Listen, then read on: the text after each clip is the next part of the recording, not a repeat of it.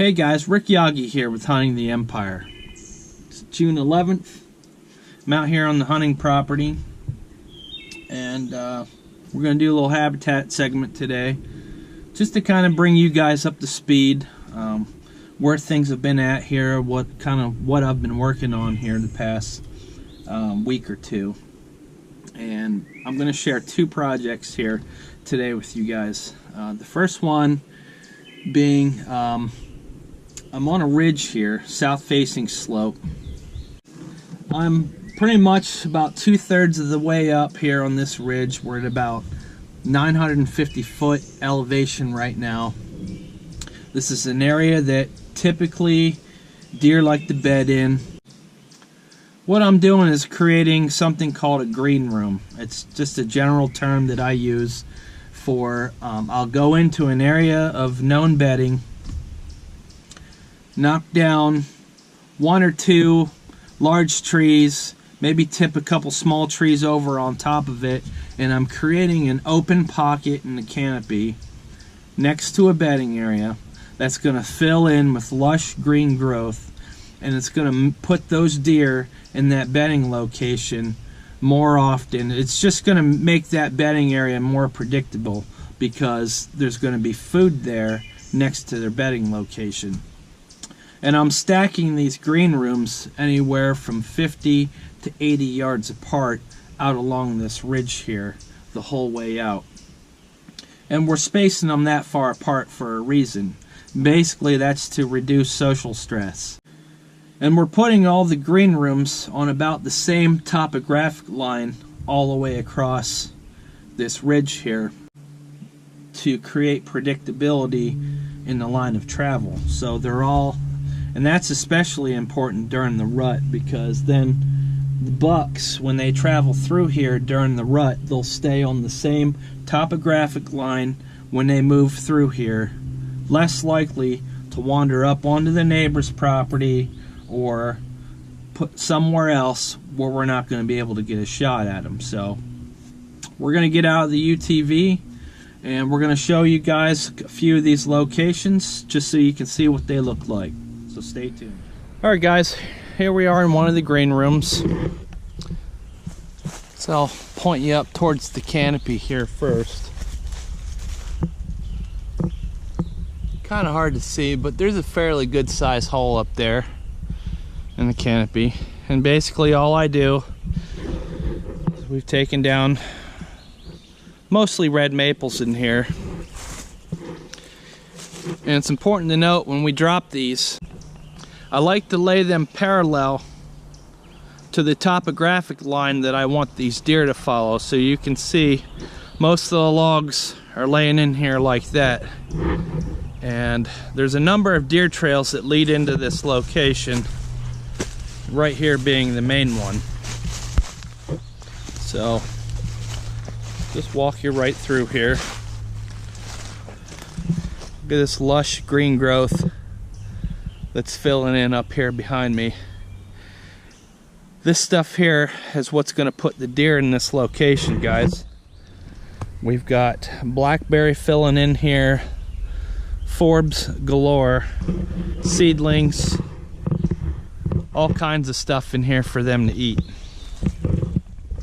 As you can see, we got these logs laying down here right next to the trail, and these deer just have an absolute groove.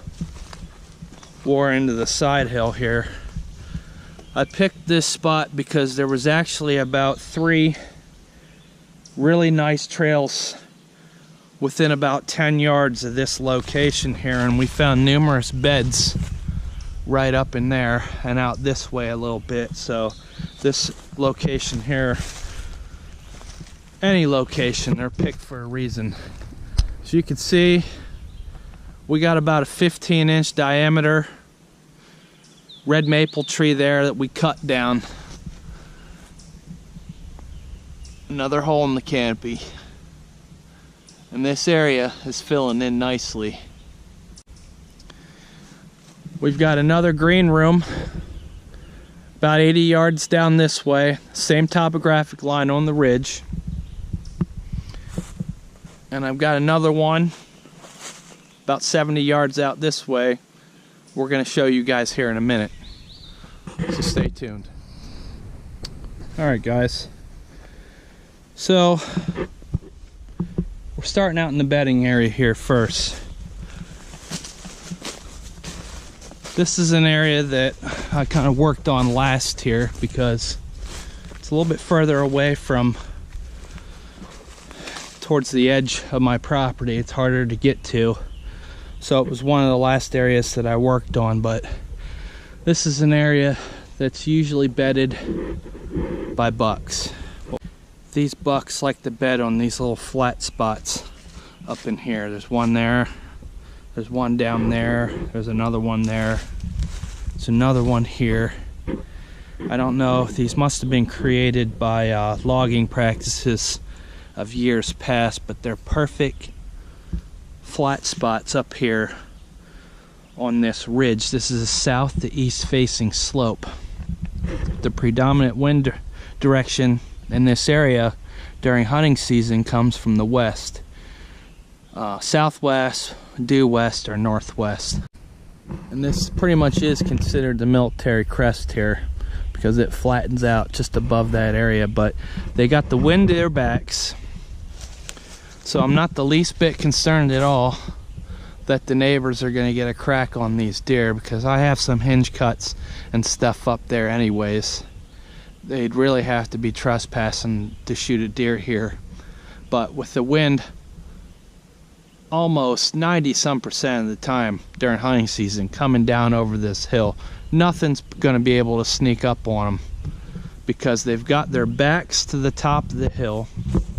They're able to smell anything behind them, and they're able to look 100 yards plus all the way down to the bottom of this steep hill and see anything that might be moving around down there.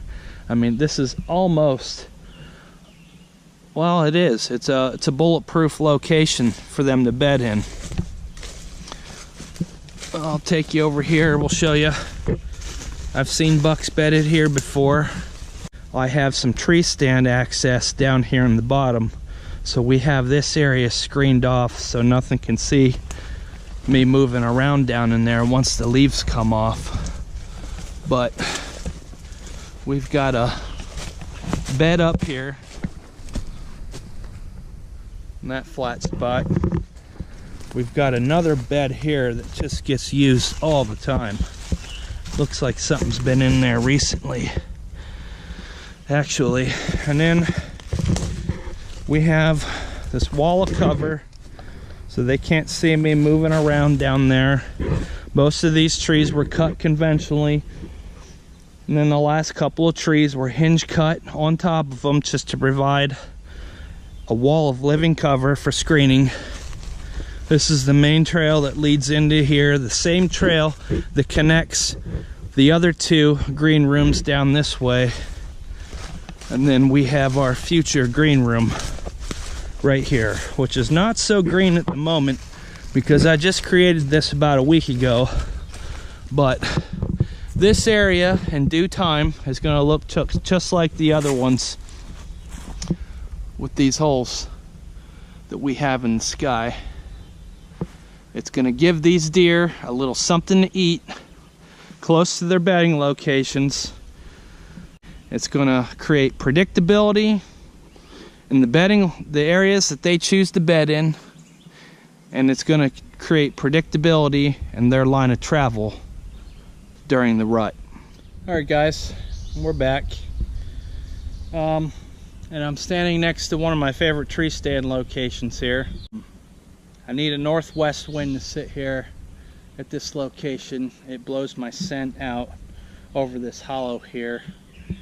And when I have a northwest wind, I believe it misses the next ridge over. So I'm not spooking anything over there when I'm sitting here.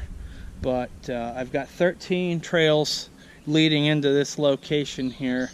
It's a place that I've called the super funnel before because it's exactly what it is. It's a super funnel. And basically what I've been doing here this past week is I've been screening my access. I enter this tree stand through this hollow back here. It's a deep hollow.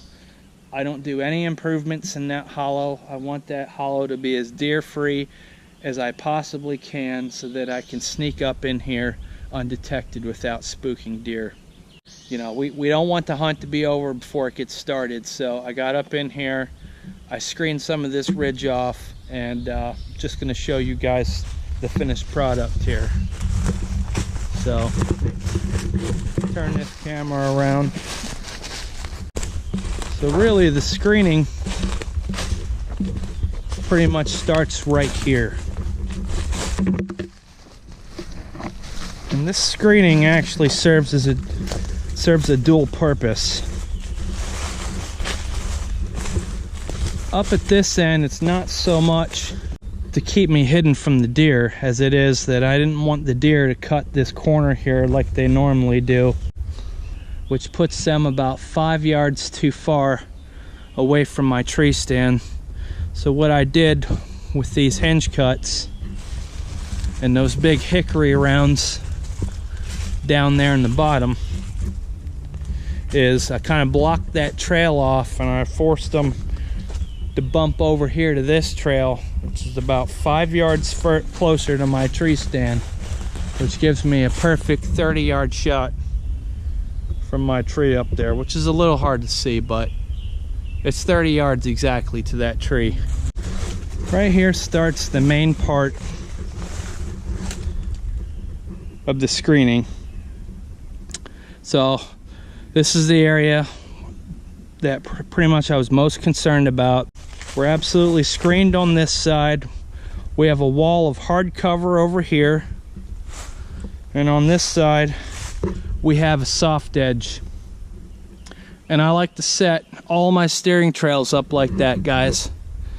You know, if a deer were to be walking through this trail that we're standing on right now, and let's just say I had a hard edge on both sides that looks like this, and they encounter danger, they're not going to be able to turn and bust through this kind of cover on this side. They're going to be trapped.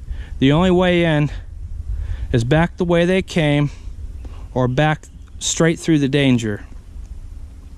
So I like to have a hard edge on one side and a soft edge on the other, which, as you can see, this is the kind of cover here that if a deer encounters any kind of threat along this trail, it's going to be able to turn and bust right through this to safety. And they feel much less threatened walking through trails like this. And I have much better success getting them to use trails like this as opposed to trails that have hard cover, hinge cuts, and logs on both sides. Now we're pretty much getting down into the area where I did most of the cutting. This was something that I started last year. It worked pretty well, so I decided to get up in here and finish the job. And I pretty much took every low value tree down along this ridge. Gave myself some cover so that I'm able to access my tree stands securely in the morning without spooking anything. The deer are not even going to know I'm there. And this ridge here was kind of a path that they like to travel anyways, but now with these hinge cuts here in place, they're more likely to follow these right on up along the edge here, and puts them within shooting distance of my tree stand up there in the super funnel. So I hope you guys found all this informative. If you like what you saw here and you want to keep seeing more, hit the subscribe button down below. You can follow Hunting the Empire on Facebook, Instagram, obviously here on YouTube. You can follow my group on Facebook at Northeast Whitetail Habitat and Strategy Management. So thanks for tuning in. This is Rick Yaggie. We'll see you guys later.